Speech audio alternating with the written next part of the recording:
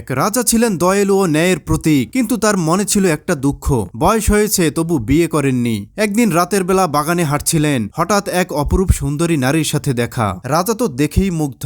সেই রাতেই রাজা প্রস্তাব দিলেন, তুমি কি আমার রানী হবে? মেয়েটা হেসে বলল, আমি সেই যার জন্য আপনি অপেক্ষা করেছিলেন। পরদিন রাজপ্রাসাদে ধুমধাম করে বিয়ে হলো, কিন্তু বিয়ের কয়েকদিনের মধ্যেই শুরু হলো আজব কাণ্ড। রান্নাঘরের দাসীরা বলল, মহারাজ, রানী আয়নার সাথে কথা বলে, মাঝরাতে হাওয়ায় ভাসে। দাসীদের কথা শুনে রাজা ভয় পেয়ে গেলেন। হঠাৎ এক রাতে চুপি চুপি ঢুকে পড়লেন রানীর ঘরে। দেখলেন রানী একা দাঁড়িয়ে আছে আয়নার সামনে আর বলছে, এই রাজা তো আমার খেলনা।